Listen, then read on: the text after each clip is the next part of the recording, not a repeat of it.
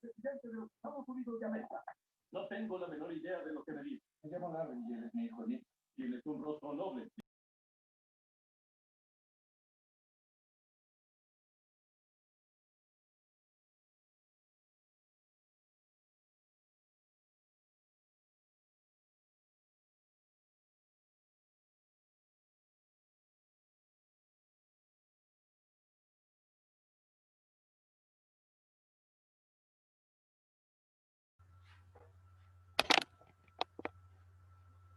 Buenas tardes, ¿cómo les va?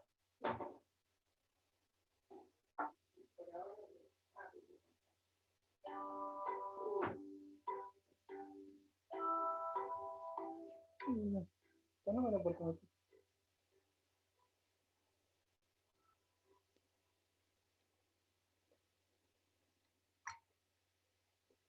Corre el dinero. Corre, corre. Vení, entra, entra.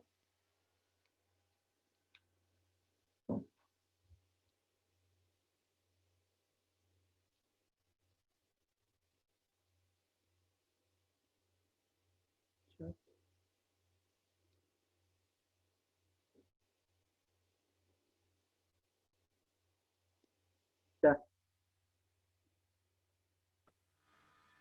Bien, por mi parte lo llevé bastante bien, pero sí, para mí me resultó bastante complicado. Sí, ¿Por el tipo de preguntas o por, sí, por el tipo por de el sistema? preguntas. Sí, por el tipo de preguntas. Sí. Yo, Pero doctor... pude sortearlo bien, por suerte. Bueno, eso es lo importante. La idea es que el examen, ¿no? Ustedes piensen que teniendo todas las ventajas de poder tener, que rendir el examen con bibliografía, con libros, con ley, con todo, de alguna manera tenemos que darle algún grado de dificultad. Claro, No, sí. tampoco es imposible, Sí. pero sí algo que demande de que ustedes, en función del tiempo que tenían, que puedan responder esto, pero para responderlo tenían que haber estudiado, porque si no, Claro, por sí, más sí, tiempo sí. que estudiesen, no iban a poder responder. No, yo soy de la idea de que si uno no estudió, por más material que tenga arriba de la mesa, es imposible. O sea, para hacer un No, parcial simplemente siempre no es sabe dónde imposible. buscar uno. Ese es el tema. Sí, A sí, veces cuando uno tiene todo disponible así, dice, bueno, ¿y dónde busco esto? Si no leyó nunca nada, sí, no sabe ni totalmente. siquiera por dónde buscar. Sí, sí, sí, sí. Así que, pero bueno, y de que después con la conectividad, con todo eso, bien, no tuvieron problemas. Por mi parte, yo no tuve ningún problema. Bueno, bueno, perfecto. Lo ¿Cómo que es tu sí, nombre? perdón, Cristina, ¿es vos? ¿cómo? ¿Tu nombre cómo es? ¿Cristina? Cristina, Cristina.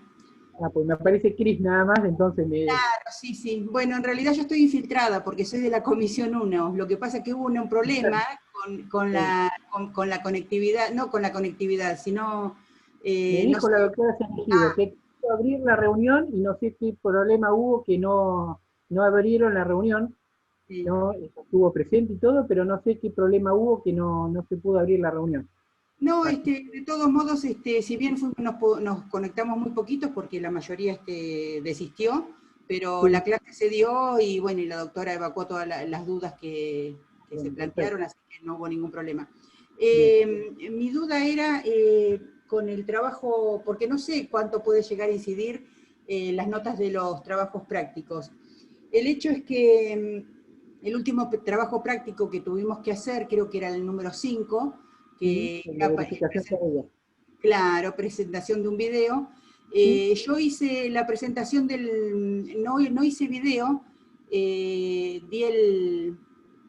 la lección, digamos, para remitirnos a aquellos años de primaria o secundaria, exacto, tal sola, cual.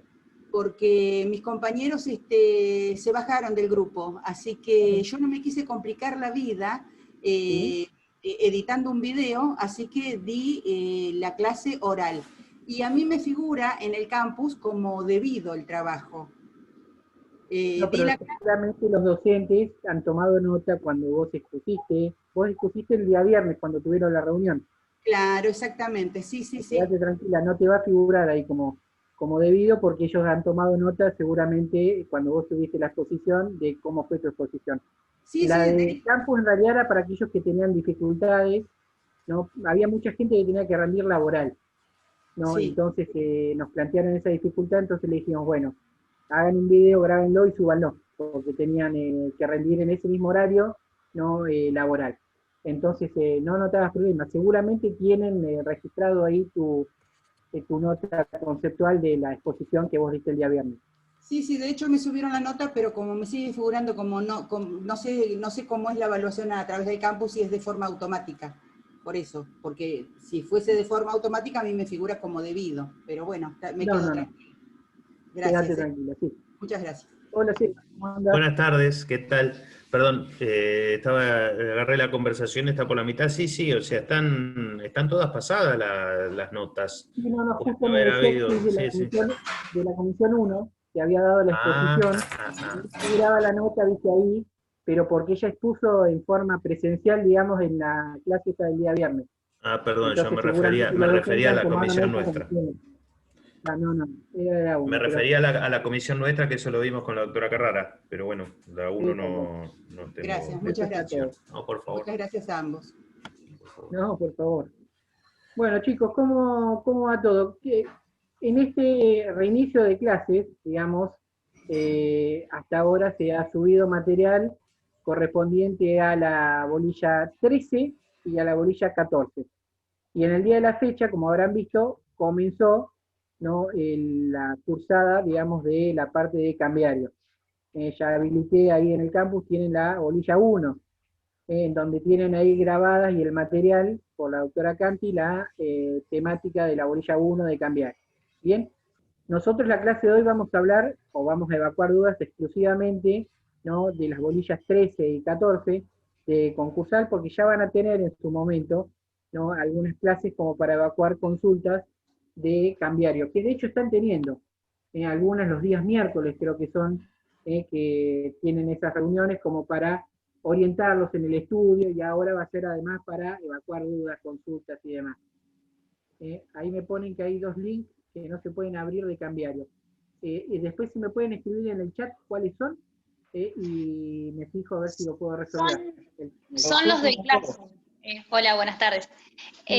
Son los dos links que remiten a Classroom, son los únicos dos. Sí. Los videos sí se pueden ver, pero los dos materiales así no se pueden ver. Bien, después lo modifico eso y se los pongo, porque es bibliografía en realidad la que está ahí, en donde tienen ahí, bueno, una serie, la ley de cheque, el decreto ley de pagaré y letra de cambio, el código civil.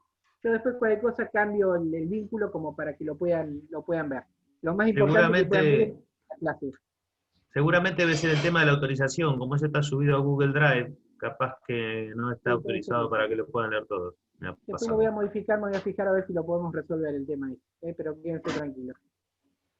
Bueno, no sé si han podido ver algo de la bolilla 13 y de la bolilla 14, que es toda la parte general de quiebra, los tipos de quiebra, el tema de extensión de la quiebra, y en la bolilla 14 tienen todos recursos recursos y remedios contra la sentencia de quiebra.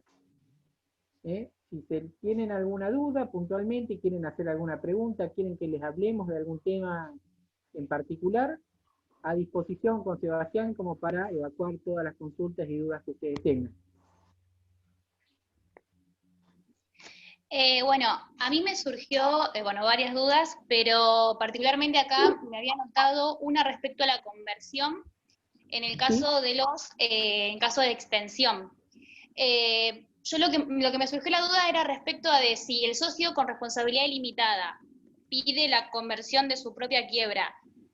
En ese caso se tramitaría el concurso preventivo para él, pero seguiría la quiebra principal por el trámite de quiebra, ¿o cómo sería el caso? Correcto, Está bien. porque él está habilitado a pedir la conversión de su propia quiebra personal, como también podría eventualmente pedir la conversión de la quiebra social, ¿no? Ahora, si pide su conversión exclusivamente, la quiebra de la sociedad va a quedar. Si pidiera la quiebra la sociedad y se convierte, automáticamente se convertirían también las de los socios, porque la causal que habilitó la quiebra de los socios es que quebró la sociedad. Y entonces la sociedad no está más en quiebra, ellos tampoco, corren la misma suerte que el principal, digamos, en este caso. No hacia la inversa, por eso está bien el planteo que vos hacés. Si pide su quiebra personal, no importa la conversión de la quiebra de la sociedad. Pero si pide la conversión de la quiebra de la sociedad, sí se verían afectadas las quiebras personales. Está bien la apreciación que estás haciendo, Karin. Eso. Juan Cruz preguntaba sobre la quiebra refleja. Bueno, tiene algo que ver con esto que estábamos viendo recién. Es una denominación en realidad, es otra denominación que se da, ¿no?, al mal llamado instituto de la extensión de la quiebra. Ustedes van a ver que en la ley les habla de extensión de la quiebra, y esto da lugar a confusión, porque técnicamente no es que los efectos de una quiebra se extienden a otros sujetos, sino que como consecuencia de la quiebra de un sujeto, se provoca la quiebra de otro. Por eso es que se habla de quiebra refleja, como si fuese un espejo. Yo quiebro, me veo el espejo, y el reflejo que se ve ahí, quiebra también. No es que quiebra un sujeto y los efectos de esa quiebra alcanzan a otros sujetos sin que estos quiebren. No, sino que la quiebra de un sujeto puede importar la quiebra de otro sujeto, ya sean socios con responsabilidad ilimitada y solidaria, o ya sean las hipótesis previstas en el artículo 161, la del testaferro, que es el inciso primero, que habla de actuación personal, que es la figura del testaferro, en realidad la que está regulada ahí, ante la situación de abuso de control, ¿no?, entre controlante y controlada, o ante la situación que puede darse también de confusión patrimonial inescindible de activos y pasivos, o de la mayor parte de ellos. Entonces, se denomina correctamente al instituto quiebra refleja, aunque en la ley ustedes lo van a ver y se les va a explicar como extensión de la quiebra. ¿Bien? Quizás esto incluso es más claro en el primer supuesto, porque por el solo hecho de ser socios ilimitadamente responsables, ya ello importa la quiebra. En el caso del 161, bueno, hay que demostrar la configuración de los supuestos del artículo, pero de todas maneras sí comparto lo que dice acá el correcto. En el primero es automático y en el otro demanda un proceso. O sea que llegamos a esa instancia eventualmente de la quiebra extendida, y es que en el proceso se hace lugar a la demanda. En el otro es consecuencia del sistema legal. Quiebra la sociedad y hay socios con responsabilidad limitada y solidaria, quiebran los socios automáticamente. Entonces está perfecto lo que decía Seba. En uno es automático, en el otro demanda de un procedimiento. Pero respecto a si es automática o no, yo justo hoy terminé de ver el video que habían subido, y lo que hace referencia es que si era automático, si todos los socios estarían de acuerdo. Pero si existe un socio disidente, podría como proceder a como aprobar por incidente, ordinario, algo así, había entendido. Como si todos están de acuerdo, sí es automático, pero si no, hay que hacer un proceso como es. No, es que en realidad acá no importa que haya acuerdo o no. Si vos, por ejemplo, quiebra una sociedad colectiva, en donde la sociedad colectiva está integrada por 5 socios colectivos, si quiebra la sociedad, automáticamente quiebran los socios que se encuentren en calidad de socios al momento de la sentencia de quiebra. Lo que puede ocurrir es que con la situación de algunos socios, que a lo mejor esté dudosa su calidad de socio, por ejemplo, que sea un socio oculto, un socio aparente, eso sí va a demandar un proceso previo, a los efectos primero de determinar que efectivamente son socios. Y una vez que esté determinado el carácter de socio, entonces ahí sí vamos a poder eventualmente extenderle la quiebra, y ahí no va a ser automático. Pero respecto de si quiebra una sociedad en donde hay socios que tienen responsabilidad ilimitada y solidaria, originariamente importa automáticamente su quiebra, independientemente de que alguno diga, no, yo no quiero quebrar. Más aún, al momento de pedir la quiebra de esta sociedad, ¿es necesario que la pidan todos los socios en forma unánime? No, la puede pedir cualquiera de ellos, y esto va a traer consecuencias a todos. Y el otro, por más de que diga, no, yo no quiero, me opongo expresamente a que vos pidas la quiebra, no le puede impedir eso. Y la consecuencia va a ser que él también va a quebrar, independientemente de que él se opuso a que el otro socio pida la quiebra. No tiene ninguna validez esa oposición. Por eso es que es automática. Acá no hay duda de esto. ¿Bien? Bien, a mí me da la sensación que la confusión por ahí que tenías, Karin, tiene que ver con el artículo 94, donde habla del recurso de reposición. donde ahí sí, el socio ilimitadamente responsable que no solicitó, que no prestó la conformidad, mejor dicho, a un pedido de propia quiebra, podría interponer un recurso de reposición. Claro, Pero es en caso de que sea, otro instituto, otra cosa. claro, o sea que en el caso de que sea automática, tiene la vía de la rescisión, en el caso de que sea un socio aparente que tenga que probar, ahí Claro. va la apelación, por lo que... Ahí lo Claro, que ahí. estaría También me da cuestionando ya no sustentabilidad. es el pedido o la extensión, sino su carácter de socio.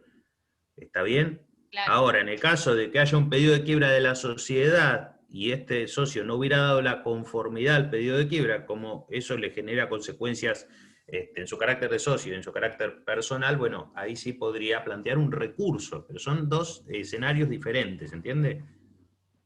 Sí, fíjate incluso que en el caso de que vos quieras demostrar respecto de un socio oculto, de un socio aparente, su carácter de socio, que en ese sentido la doctrina y la jurisprudencia determinan que el trámite para poder lograr eso, algunos dicen que tendría que ser un trámite incidental, hay otros que interpretan que tiene que ser un trámite de conocimiento pleno, un sumario, un ordinario, pero demanda en los casos un proceso que va a tener su extensión, su prueba, ¿no? Y su sentencia definitiva que resuelva esa cuestión.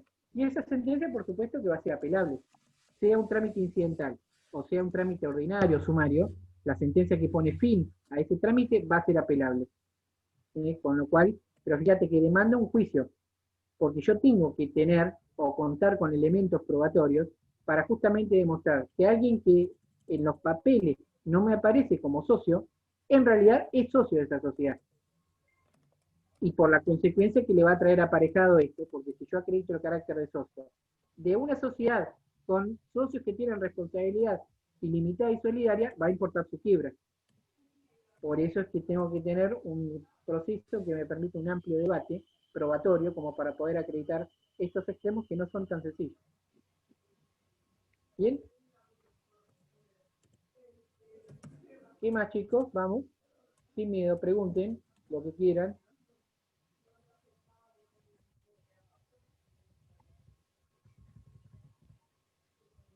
Ahí se incorporaron algunos más, pero bueno, Sí, alguno más se unió. están callados. Y bueno, todavía están los efluvios Están de la recuperando los victoria del efectos del primer parcial. examen. Exacto, exacto. Están todavía con las mieles del triunfo del examen. Del éxito. Exacto, y no sé si han leído mucho todavía o han podido ver, pero bueno, ya van a ir de a poco viendo el tema. Seguro. Por suerte tuvieron 2 bolillas nada más ahora, por el momento nada más, ¿no? Pero bueno, otra vez van a tener que meterle ritmo. Juan Cruz pone, bueno, un acto de honestidad brutal. Sinceramente vi una sola clase. Está bien, entiendo que han tenido poco tiempo. Doctor, a mí me quedó una duda del examen sobre una pregunta. Sí, que me la anoté acá. Que era sobre la apelación de las resoluciones judiciales en los incidentes genéricos. ¿Sí? Que el enunciado decía que solamente era apelable la resolución que le pone fin al incidente y la que desestima la prueba, ¿sí? O algo parecido decía. Yo le puse que era incorrecto porque también es apelable la que rechaza sin más trámite el incidente y me marcó que era verdadera. Es que en realidad las únicas dos que contempla el trámite de los incidentes genéricos como resoluciones que pueden ser apelables son precisamente la que deniegan artículos de prueba, que en ese caso es una apelación con efecto diferido, claro, porque te dice que ahí se va a dar la apelación, pero se va a diferir el tratamiento para la oportunidad en que se pueda llegar a apelar sobre la sentencia definitiva. Y la sentencia definitiva. Porque vos fíjate que la que rechaza in limine en realidad, esto es una cuestión de lógica, no es el trámite incidental, porque técnicamente si me rechaza la promoción del incidente, no hay incidente, porque nunca se formó. ¿Entendés? Entonces, no tenemos ahí un trámite de apelación de una resolución en el incidente, porque el incidente no inició. Eso es más o menos como el caso de cuando se hablaba de la apelabilidad o no del pedido de quiebra rechazado. ¿no? Y decía, no, bueno, pero se aplica el principio de la inapelabilidad de las resoluciones de la ley en el artículo 273. No se aplica acá este principio, si todavía no hay proceso falencial. No hay proceso falencial. Exacto. No inició. Tenemos que ir a las normas generales en materia de resoluciones y de apelación. Pero no puedo pretender aplicar un principio que rige cuando hay un proceso iniciado. Acá ocurriría lo mismo. Por eso que las únicas dos que pueden ser apelables son las que deniegan artículos de prueba, ¿no? Y la que resuelve sobre el incidente en forma definitiva. Perfecto, claro. Ahí lo entendí. Claro, ahora tienen esas sutilezas, son preguntas Claro, sutiles sí, algunas, sí. ¿no? Yo entiendo. Mucha maldad, doctor. Hay de todas. Como habrán visto, hay Sí, preguntas más simples, preguntas más complejas, ¿no? Hay algunas que son Sí. un poco más sutiles. Sí, yo quería preguntarle también, doctor, si pudo ver el mensaje que le dejé en el campus. Vi unos cuantos, no me acuerdo puntualmente, Sí. Martín. Sí, sí, porque había tenido un problema con mi inscripción en el CIU Guaraní y la doctora Carrara me pidió que le... Lo vi, sí me acuerdo ahora, ya te dije, no hay problema, es un tema que lo tiene que resolver la facultad. Me acuerdo que no apareces en la lista, por eso no te habíamos podido pasar la nota y estás agregado. Quédate tranquilo que estás. Perfecto, y de hecho, era para eso nomás. la tranquilidad que están publicadas, además, viste, la planilla de las notas está publicada en el campus. Sí, sí. Y apareces ahí al final agregado. Así que está. Lo que hay que tratar es que resuelvan el problema ese en la facultad, como para poder volcarte la nota, porque si no vamos a estar en este problema y no te vamos a poder... Lo que me dijeron es que probablemente, en caso de que promocione la materia, lo que van a hacer es pasarme la nota en la mesa libre de diciembre. Perfecto, sí, es lo que a veces pasa y hacemos como resolución. Perfecto, muchísimas gracias, no molesto más. Fíjate tranquilo No, que por favor, no molestas. No, Gracias. no, para nada. Bueno, ¿qué más, chicos? A ver. Aprovechen, exprímannos.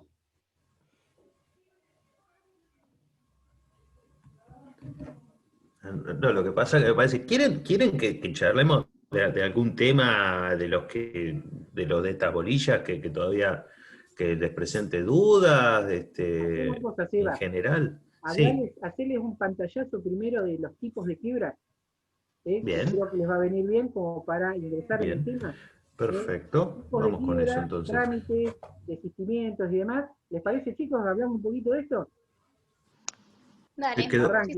Se quedó quieto. Amigo. Bien.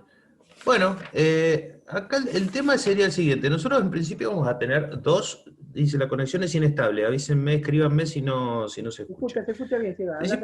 ¿Se escucha bien? Bien. Bueno, hay dos grandes tipos, dos subdivisiones que serían, por supuesto, las quiebras indirectas y las quiebras directas. Dentro de las quiebras indirectas también tenemos que tener en cuenta que van a estar las quiebras por frustración del proceso y por frustración del acuerdo. Es decir, la homologación del acuerdo preventivo se constituye una valla, y esto no es una división teórica, sino que tienen consecuencias diferentes, trámites distintos, en cuanto a la recurribilidad también son diferentes. Bien, entonces vamos a empezar a ver un poquito, que esto también es algo que ya seguramente han leído para la primera parte, pero es ahora en la 13 es donde se toma en consideración, y también para lo que tiene que ver con la recurribilidad. ¿Cuáles son las hipótesis de quiebra previas o anteriores a la homologación del acuerdo? Bueno, vamos a tener la primera de ellas, que está en el artículo 43, en el anteúltimo párrafo, ¿no? Sí. Que sería la omisión de la presentación de una propuesta con un mínimo de antelación de 20 días del vencimiento del periodo de exclusividad.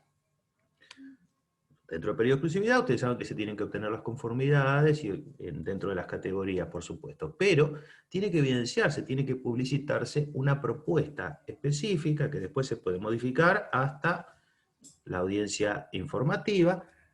Entonces, si esa propuesta no es presentada, dice claramente esta norma que recién habíamos mencionado, que si así no lo hiciere, será declarado en quiebra, salvo los supuestos de salvataje. Esa sería la primera hipótesis, cronológicamente hablando, dentro del proceso de quiebra por frustración del proceso.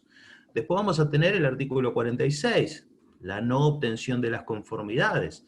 Cuando, vencido el periodo de exclusividad, no se obtienen las conformidades correspondientes, no llegamos a esas 2/3 partes de capital que representan una mayoría absoluta de personas dentro de todas y cada una de las categorías, va a ser declarado de quiebra, salvo también las hipótesis del artículo 48. Segunda hipótesis de quiebra indirecta por frustración del proceso.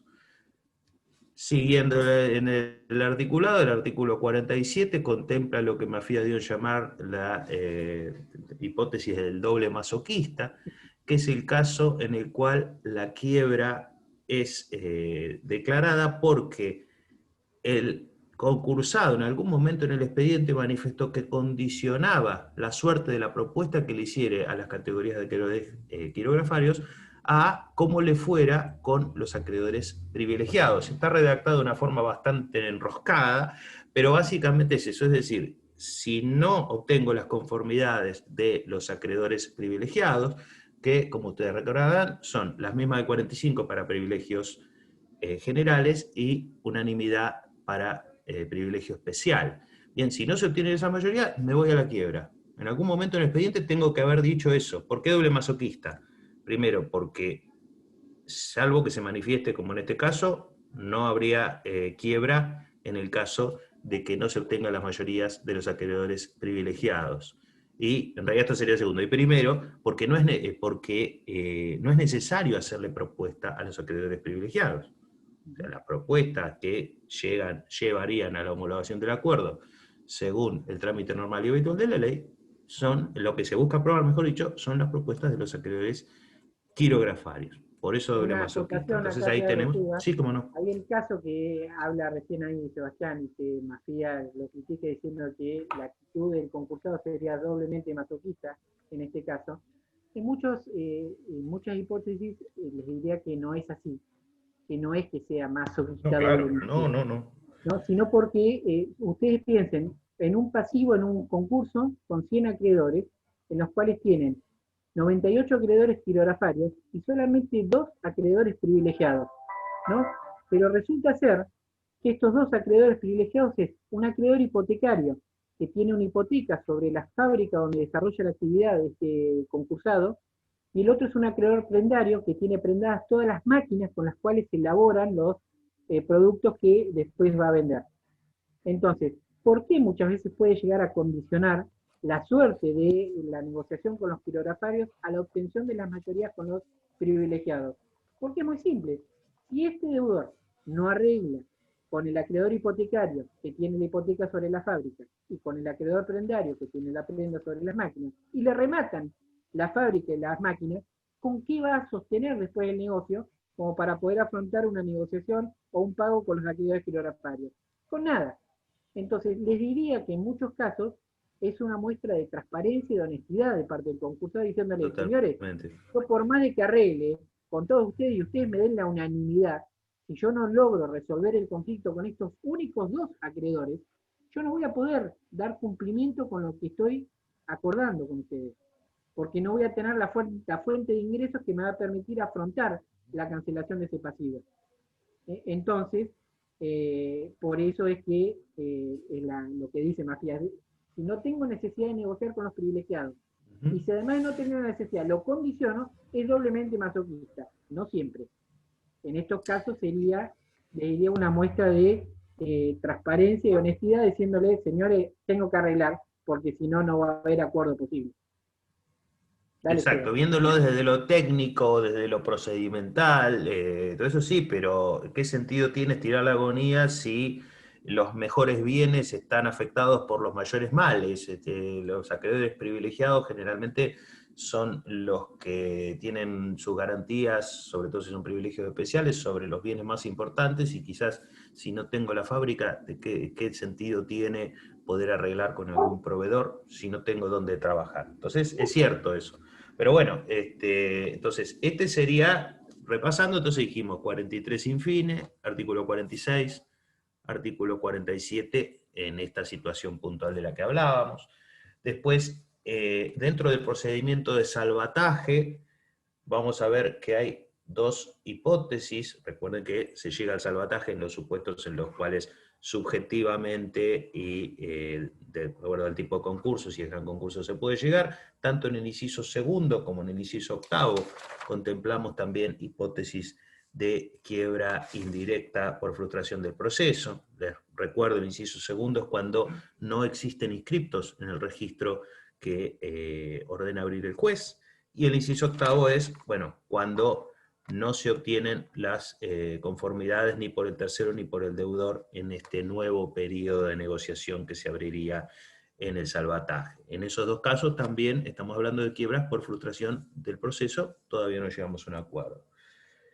Tenemos también la hipótesis de que prospere alguna impugnación, artículo 51.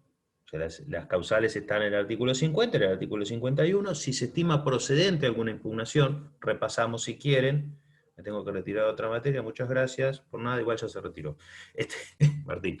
Entonces, una vez que se obtienen las conformidades, que lo manifiesta el concursado diciendo, bueno, tengo las conformidades, o se venció el plazo y se cuenta y ahí están, el juzgado, el juez, no homologa, sino que declara la existencia de acuerdo, artículo 49, recuerden, y a partir de ahí se abre un plazo de 5 días para realizar las impugnaciones por las causales previstas en el artículo 50. Han aprobado, así que descartamos que las conocen. Si prosperara alguna de esas impugnaciones, también se decreta la quiebra. Todavía, reitero, no llegamos a la homologación, así que acá tenemos otro caso de quiebra por frustración del proceso. Todas indirectas, por supuesto. Después hay una zona gris que, bueno, ahí Guillermo no sé si está, pero yo considero que es una quiebra, ahí apareció. El artículo 54 que estábamos hablando el otro día con tu padre, Sí. Yo considero que es una quiebra por frustración del acuerdo. Ahora les explicamos qué es, pero primero nos ponemos de acuerdo nosotros. Bien, ¿qué dice el artículo 52 y el artículo 53? Bueno, establecen cuáles serían las pautas para la homologación. Bueno, desde el Grand Power en el 52 y las hipótesis en las cuales el juez debe homologar, siempre que el acuerdo no sea abusivo o un fraude a la ley. Y el artículo 53 establece cuáles serían las medidas tendientes a la ejecución. La sentencia homologatoria debe contener la regulación de honorarios de la sindicatura y de los letrados intervinientes. Bien, y estos honorarios son exigibles a los 90 días de la homologación o conjuntamente con la primera cuota, lo que ocurrió primero, como las promociones esas de distintas marcas. O sea, lo que suceda primero, ¿bien? La falta de pago, dice la última parte del 54, habilita solicitar la declaración de quiebra. En primer lugar, no es causal de quiebra, habilita a el síndico o al letrado puede negociar, lo más probable, puede iniciar un proceso individual o puede solicitar la quiebra.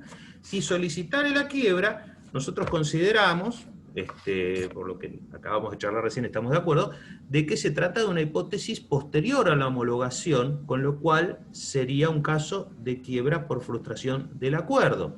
De hecho, la regulación de honorarios está contenida en el acuerdo y podríamos llegar a considerar hasta parte de las medidas, no sé si accesorias, pero digamos de los accesorios de la homologación. Con lo cual, está para nosotros después de ese muro que sería la homologación.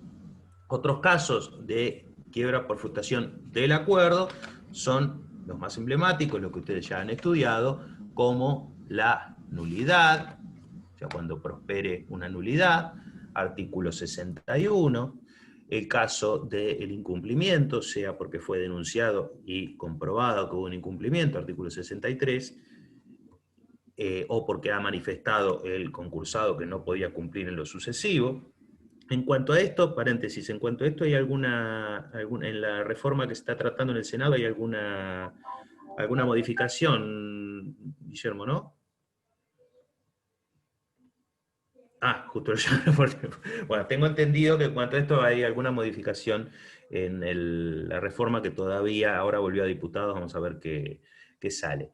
Y después tendríamos una hipótesis bastante particular, que es la de quiebra pendiente de cumplimiento del acuerdo, el artículo 64, que no tiene que ver con ese proceso concursal donde se está cumpliendo el acuerdo, sino con una quiebra decretada por un acreedor postconcursal que la ha solicitado. Pero como no pueden coexistir dos procesos concursales, en este caso un concurso preventivo en estado de cumplimiento y una quiebra posterior por un acreedor postconcursal, bueno, lógicamente la quiebra sería el camino que tienen que recorrer ambos procesos. Estas hipótesis que les acabo de mencionar, o sea, la de la falta de pago de honorarios, con alguna discusión, la nulidad, el incumplimiento y la quiebra pendiente de cumplimiento son quiebras indirectas por frustración del acuerdo. Frustración del proceso o frustración del acuerdo. Rápidamente, en cuanto al trámite, nosotros vamos a ver que hay muchas diferencias, por eso le decía, esto no es nada más que una división teórica para que uno se la aprenda de memoria ni nada más, que tampoco tendrían que hacerlo, porque simplemente dicen, bueno, esa causal de quiebra es anterior o posterior a la homologación, y ya vemos qué trámite debe seguir. Cuando se tratare de quiebras por frustración del proceso, la regla de la inapelabilidad sería la que rige, sin perjuicio de que, por supuesto, podemos entrar o por la ventana o por la chimenea demostrando que existe algún tipo de gravedad institucional o alguna arbitrariedad manifiesta, pero no están previstas, no hay problema, no hay problema. No están previstas hipótesis de apelación, ni en el caso del artículo 43 que habíamos mencionado, ni en el caso del artículo 46, ni el de 47, ni en los del 48, y solamente está prevista la apelabilidad de forma específica para el supuesto de que prospere una impugnación. ¿Bien? Entonces, el recurso, tanto cuando está previsto o cuando existan situaciones de gravedad institucional y de vulneración del derecho de defensa, no va a ser otro que la apelación, en el caso de quiebras por frustración del proceso. Ustedes dirán, bueno, si no está previsto es inapelable. Bueno, pero ¿qué pasa si el juez decreta la quiebra porque dice que no se obtuvieron las mayorías y uno cuenta y es evidente que existen, que ha habido un error o que ha habido alguna arbitrariedad? Bueno, entonces ahí es como cuando hablábamos de normas procesales generales, que la apelabilidad no puede ser soslayada en todos los casos por una mera intención de que el proceso sea tenga la mayor celeridad posible.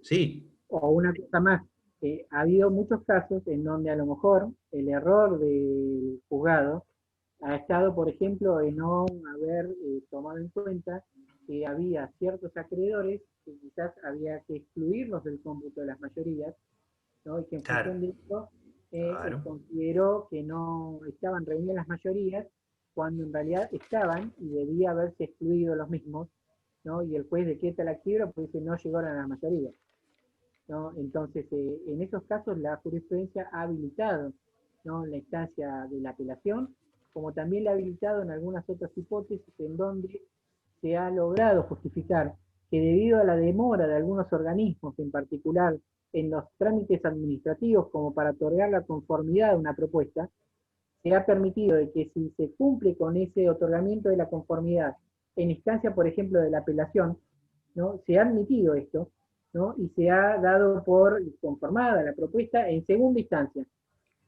Son casos especiales, casos particulares, pero si no está correcto, como decía Sebastián, el único supuesto que la ley ha previsto, la apelación de la sentencia de quiebra que se decreta en estas quiebras por frustración del proceso, es única y exclusivamente el del 51, que es cuando prospera una impugnación contra la declaración de existencia del acuerdo preventivo.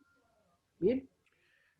La suposición del legislador, imagino yo, es que es el único supuesto de todos los que hemos mencionado de quiebra por frustración de proceso donde habría alguna cuestión a comprobar, partiendo de la base que en todos los otros casos es, bueno, faltan 15 días para que venza el periodo de exclusividad, bueno, es objetivo, listo, se decreta la quiebra, no están las conformidades, pero bueno, errores puede haber siempre, o arbitrariedades, entonces ahí bueno, el caso que recién les comentaba Guillermo, por ejemplo. Hoy por hoy se me ocurre con este tema de la pandemia, que muchos organismos estatales están funcionando a un cuarto de máquina o menos, seguramente va a ser necesario en muchos procesos concursales solicitar prórrogas. De hecho yo lo estoy haciendo, por la dificultad que se encuentra a la hora de entablar una negociación, cuando muchas veces no está la persona idónea o el ente directamente no está funcionando. Entonces, si hubiera ahí alguna cuestión, sí. Les puedo acotar acá, yo ya lo he planteado en 3 casos, 2 acá y 1 en Buenos Aires, en donde solicité el otorgamiento de una prórroga extraordinaria del periodo de exclusividad en función de la imposibilidad, debido al ASPO, ¿no?, al aislamiento social preventivo y obligatorio, que imposibilita en alguna medida la normal negociación con los acreedores, y en todos los casos me han otorgado, ¿no?, la prórroga extraordinaria que se ha solicitado por un plazo de 60 días. Entonces, fíjense que también la ley se adapta a las problemáticas actuales. Seguro. Entonces, es más que razonable, no es que uno está queriendo chicanear acá para estirar los plazos y demás. Acá hay un impedimento concreto, ¿no?, concreto y real, ¿no? Yo no puedo negociar, no puedo, salvo por Zoom, pero no puedo instrumentar. Por ejemplo, yo tengo que instrumentar la conformidad que ustedes saben que tiene que tener la firma certificada por un escribano, ¿no? Y la realidad es que en algún momento estaba absolutamente prohibido, es más, los escribanos no estaban trabajando. Entonces, ¿cómo hacía para instrumentar una conformidad ahí? ¿Al juzgado podía ir? No, tampoco, porque estaban cerrados, no podían atender al público, para que un secretario le certifique la firma. A un funcionario público, un banco, para que me certifique la firma, tampoco, porque no estaban trabajando. ¿Cómo hacía para instrumentar una conformidad? No había manera. Entonces, todo esto fue impedimentos que justifican que de alguna medida se otorguen estos plazos extraordinarios que los están dando. Como les dije, ya hay varios casos en donde está resuelto en este sentido. ¿Bien? Bien. Bueno, entonces, eso con respecto a lo que tiene que ver con la recurribilidad. Vamos a ver que las hipótesis de quiebra por frustración del acuerdo tienen prevista específicamente la apelabilidad. En el caso de la nulidad, ustedes la encuentran en el mismo artículo 61, en el caso del incumplimiento, en el artículo 63, y en el caso de quiebra pendiente de cumplimiento, en realidad se trataría, como yo les decía recién, de una quiebra pedida por un acreedor postconcursal por otra causal. Entonces ahí habría que, es una situación medio híbrida, porque se podría plantear algún recurso en esa quiebra, que obviamente se lleva puesto al concurso o no, de acuerdo a cómo vaya.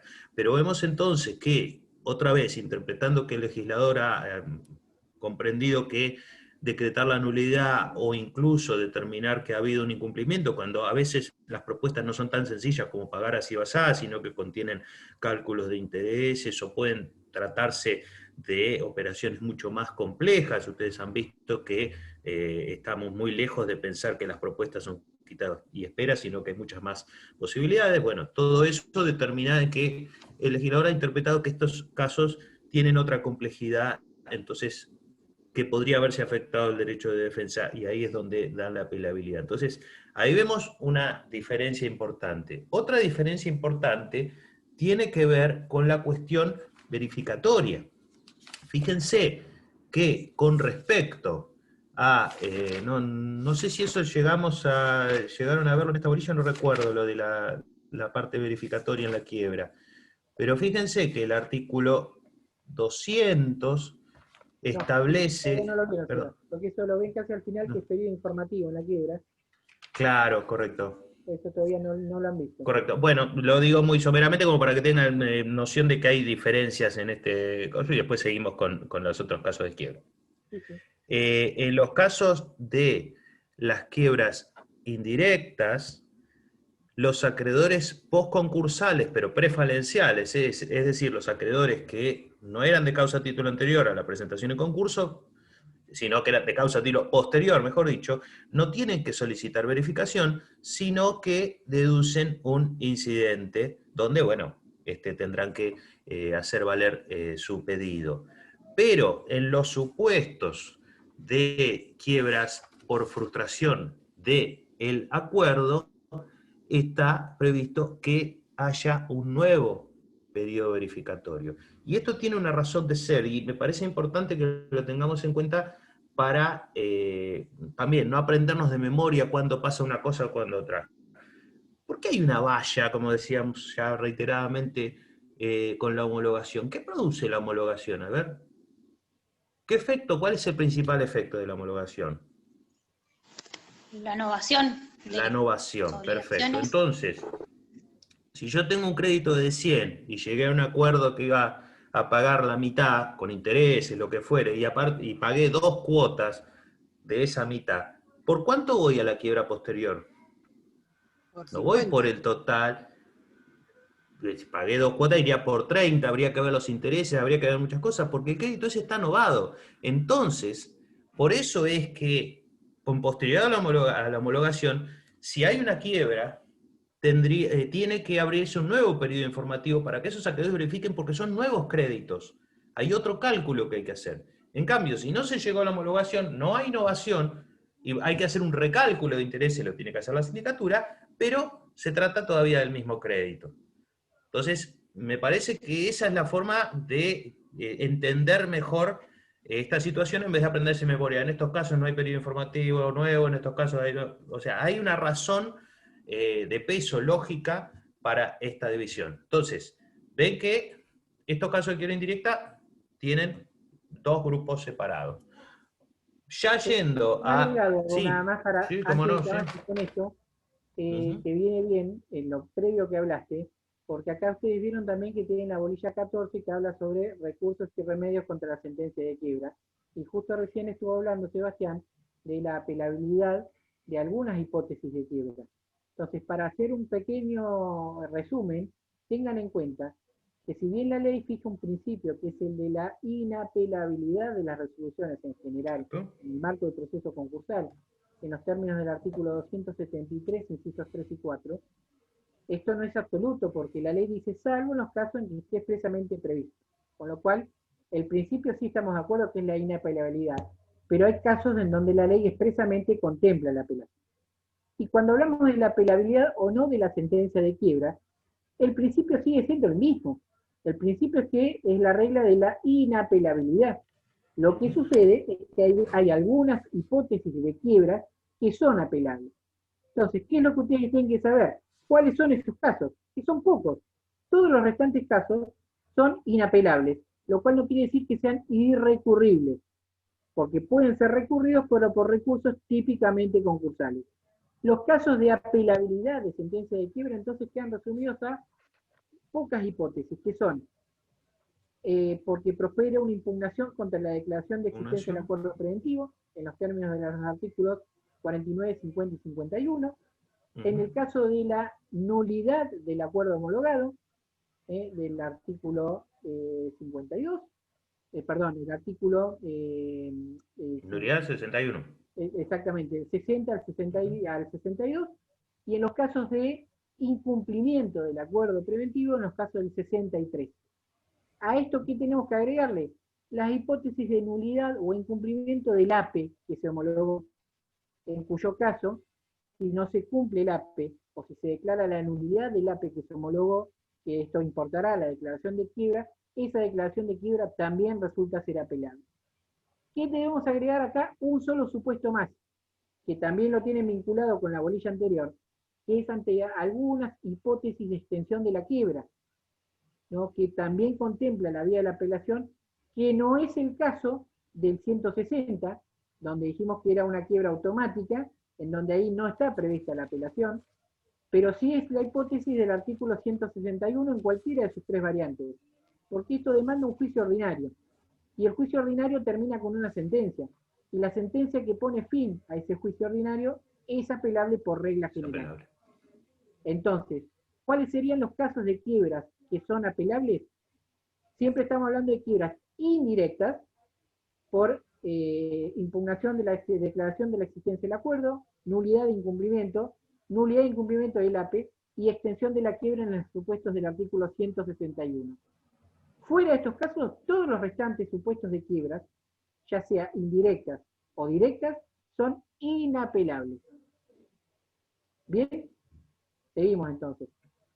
Y en esos casos, lo que hablábamos hace un rato, solamente cuando se pudiere demostrar alguna situación de gravedad institucional o de violación flagrante del derecho de defensa, donde, como decíamos recién, podemos entrar por la ventana o la chimenea y mostrar que hay una situación, pero ya tendríamos no solo que cuestionar la sentencia, sino, no solo cuestionar la quiebra, sino que hay una arbitrariedad manifiesta y que hay una violación del derecho de defensa. ¿Está claro? Entonces, en principio, la regla es la misma que para cualquier resolución del proceso.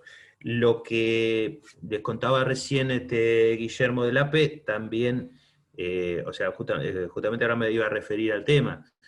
Quiebras indirectas por frustración del proceso solamente hay cuando se trata de un concurso preventivo. Recuerden que en el AP toda la instancia anterior a la homologación no tiene consecuencias, pero una vez homologado el AP, lo equiparamos al concurso preventivo, entonces ahí es lo que decía recién, de que existen en el AP quiebras por frustración del acuerdo, pero no por frustración del proceso. En el procedimiento del AP no existe esta posibilidad.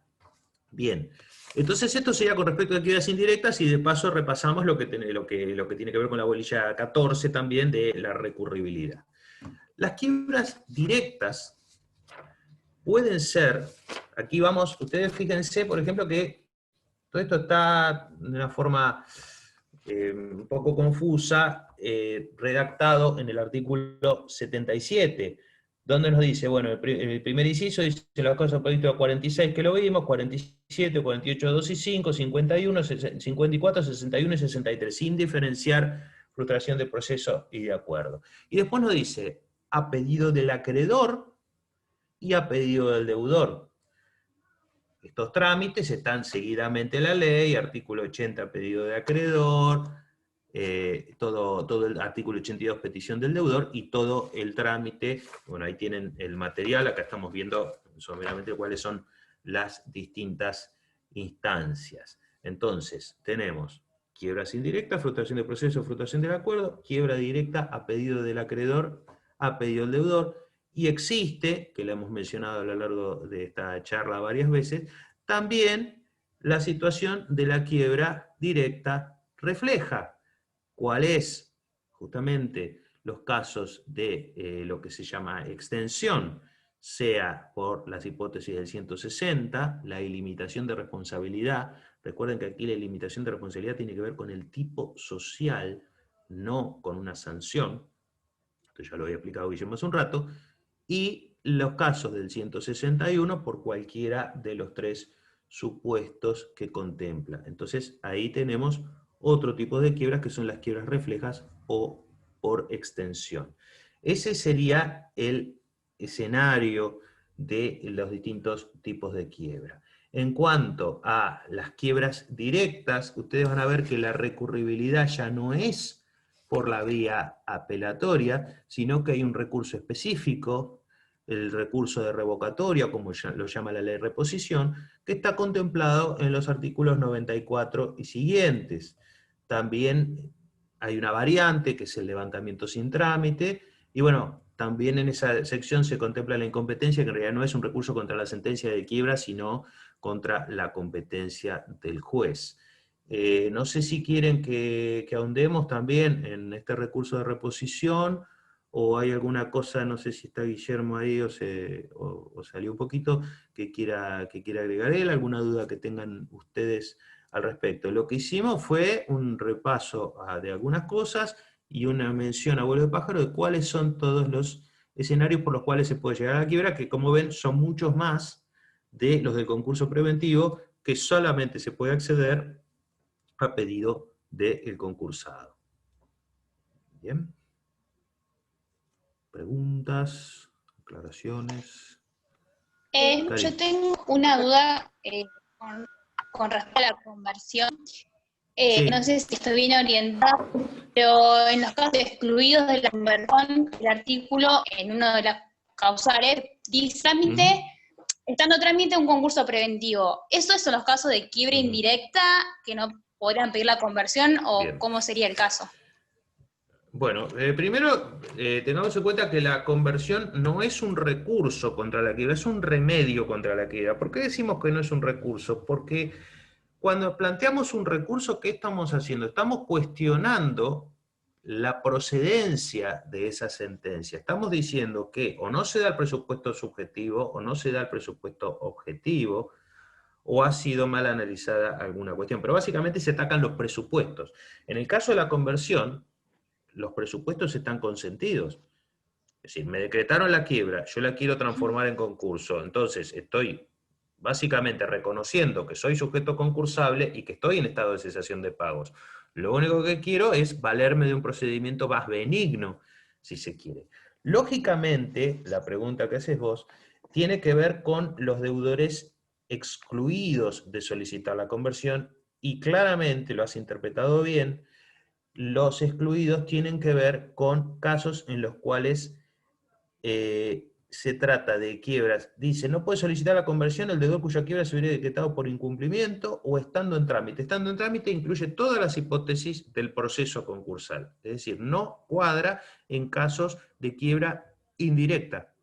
Solamente se puede solicitar la conversión en casos en los cuales el deudor ha caído desprevenidamente en quiebra. Es decir, le han decretado la quiebra directa. Porque si no, estoy concursado, me decretan la quiebra y pido que se convierta en concurso. Tampoco están incluidos quienes se encuentran en el periodo de inhibición del artículo 59, un año desde la declaración de cumplimiento, porque tienen vedada la posibilidad de concursarse. Y básicamente, por más que estén dentro de una quiebra, están solicitando el concurso preventivo. ¿Está bien? Otro tema importante con respecto a conversión tiene que ver con los socios cuya quiebra se decretó conforme al artículo 160 por extensión, están comprendidos, y hay dos dudas entonces de que hay un silencio de la ley. ¿Qué pasa con el deudor que pidió su propia quiebra?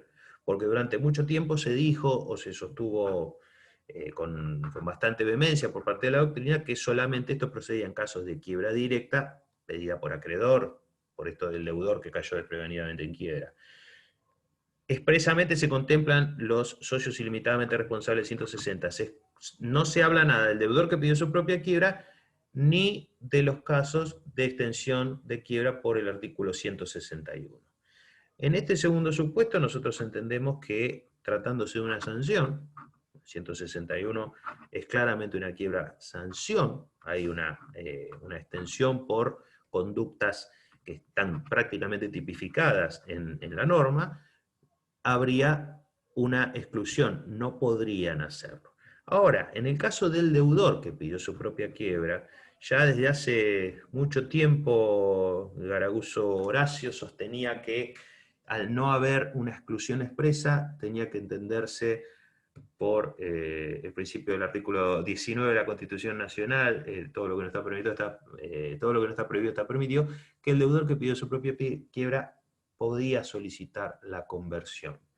Ha habido precedentes jurisprudenciales donde se ha dicho que esto no era así porque sería ir contra tus propios actos, contra la doctrina de propios actos, es decir, bueno, pido la quiebra y después me arrepiento y solicito el concurso, y que solamente sería procedente en los casos que se muestre que hubo algún cambio en cuanto a la situación que habilitó a pedir la quiebra. En la época de la crisis del 2001 esto sucedió muchas veces, donde se planteaba, bueno, pedí la quiebra, pero ahora que el dólar está distinto, puedo pagar mis obligaciones especificadas, demás, bueno, quizás ahora pase lo mismo, pero hay un precedente, un plenario de la Cámara de Capital, que se llama Pujol, que ha seguido la teoría, la postura de Garaguso en cuanto a que si no hay una prohibición expresa, el deudor que solicita su propia quiebra puede solicitar la conversión. Pujol se llama el fallo, si no me equivoco, creo que no me equivoco, está dentro de los... a ver, sí, bolilla 14.2, plenario Pujol, ahí lo tienen en el campus para verlo, es parte de la jurisprudencia que tienen que leer. Entonces el plenario Pujol que Básicamente, lo que dice es que el deudor que pide su propia quiebra puede solicitar la conversión. Siempre, por supuesto, que cumpla los requisitos pertinentes y que esté dentro del plazo, ¿bien? Pero que no hay una prohibición expresa. Guille, ¿algo que Volví, quieras que va, volví. agregar? No estabas escuchando. ¿Volviste? Sí, sí, no, ¿Volviste? recién volví, justo tuve que salir un Ah, segundito. bien, bien, bien. No hay problema. Estábamos hablando de un poquito de conversión que preguntó Karin recién, Sí, una cosita. Y bueno, no sé si ya hice la presentación de lo que serían los distintos tipos de quiebra. bien. No sé si vamos al recurso de reposición o bueno, o si tienen alguna otra No, para duda. que les voy a hablar un par de cositas más de la parte Dale. general que es importante que ustedes tengan. Bien. Sobre todo me interesa remarcarles algo que ustedes tienen que saber en cuanto a cuál es la finalidad de la quiebra, cuál es el objeto, los fines, digamos, de la quiebra, que es muy importante, porque muchas veces se piensa que la finalidad de la quiebra es únicamente la liquidación de los bienes que integran el patrimonio del deudor, lo cual es incorrecto. No es esto exclusivamente la finalidad, si bien es uno de los fines principales, ¿no? La liquidación de los bienes que integran el activo, no son los únicos, porque si no, esto justificaría en alguna medida alguna posición jurisprudencial que ha denegado la posibilidad de quebrar a sujetos que demuestren que no tienen activos en su patrimonio, o que los activos son insignificantes, y esto y decir que los pobres, por ejemplo, no pueden quebrar es exactamente lo mismo. Yo demuestro que no tengo un patrimonio, entonces no puedo quebrar. Lo cual es un disparate, es un error conceptual importante, porque la quiebra, además de tener un fin eminentemente liquidatorio, en donde procura resolver la litis concursal, el conflicto, a través de la liquidación de los bienes, tiene por finalidad otros motivos igualmente importantes, igualmente relevantes. Por ejemplo, provocar la liberación del deudor. Ustedes piensen que si no un deudor, ¿no? Que viene arrastrando situación de endeudamiento, esta situación de endeudamiento si no lo va a perseguir hasta el día de su muerte, lo va a perseguir hasta su tumba. ¿Hay alguna manera en que él pueda liberarse de estas deudas como para lograr reinsertarse en el mercado nuevamente en forma limpia? Y bueno, la quiebra provoca esto, porque lo que va a provocar en alguna medida es la liberación del deudor mediante los plazos de extinción de las obligaciones, ¿no? Y si a mí no me permiten quebrar, yo no puedo obtener esa liberación. Lo que los norteamericanos, el derecho norteamericano habla del aire fresco, del fresh start. Lograr decir, bueno, hasta acá anduve mal, el manejo estuvo mal, liquiden lo que tengan, ¿no? Pero permítame reincorporarme nuevamente en el circuito en forma limpia. Entonces, la quiebra provoca o permite la liberación del deudor de las deudas. Pero además de esto, la quiebra también permite, y ahí es donde está el error conceptual de muchos jueces, que dicen si no hay activo no puede quebrar. Es digamos, es la base, es el soporte para que puedan, por ejemplo, accionarse acciones de recomposición patrimonial. Yo puede ser que al momento de la quiebra no tenga bienes, pero no tenga bienes porque, por ejemplo, hubo, previo a la declaración de quiebra, realización de actos que han sido perjudiciales para mis acreedores. Y que entonces podría esto demandar que yo pueda iniciar acciones tendientes a recomponer una situación patrimonial que se ha visto desmembrada previo a la declaración de quiebra. Si a mí no me permiten quebrar, porque es uno de los fundamentos que yo necesito tener, es estar en quiebra, no me permiten iniciar acciones de recomposición patrimonial, como por ejemplo, acciones de ineficacia concursal, que no han estudiado esto todavía, pero ya lo van a estudiar, extensión de la quiebra, esto sí, lo han visto ya o lo van a ir viendo los videos en la medida que vayan avanzando ahora, para que yo pueda plantear la extensión de la quiebra, demanda de que haya una quiebra principal. Si yo quiero extenderle la quiebra a otro sujeto, para de esta manera ensanchar el ámbito de subjetivo de responsables frente a las deudas, necesito tener una quiebra. Entonces, la extensión de la quiebra demanda o necesita justamente de que haya una quiebra. Y si a mí no me permiten quebrar, no puedo, obviamente, extender la quiebra a alguien más. O las acciones de responsabilidad, que ustedes tampoco han estudiado todavía, pero ya las van a ir viendo, acciones de responsabilidad de índole societaria o contra terceros, ¿no? O de representantes. Son acciones recompositorias del patrimonio. si yo no puedo quebrar, no puedo promover este tipo de acciones tendientes a la recomposición patrimonial. Pero además de todo esto, de provocar la liberación del deudor, de ser la base o el soporte para iniciar acciones de recomposición patrimonial, también tenemos que tener en cuenta que la quiebra va a permitir dar un corte o finiquito a cuestiones patrimoniales pendientes. Por ejemplo, se me ha vuelto gravoso la celebración de un contrato que por el solo transcurso del tiempo y por el cómputo de intereses y penalidades exponencialmente incrementa mi deuda día a día. La quiebra entonces, ¿qué va a provocar? En muchos casos puede llegar a provocar la resolución automática de este contrato y el impedimento o la paralización o la interrupción del curso de los intereses, de las multas que se puedan llegar a querer percibir y demás. O sea, me permite dar finalización a cuestiones que agravan aún más mi situación patrimonial. Entonces, cuando uno se pregunta, ¿cuál es la finalidad de la quiebra? ¿Es solamente liquidar los bienes que integran el activo de este sujeto?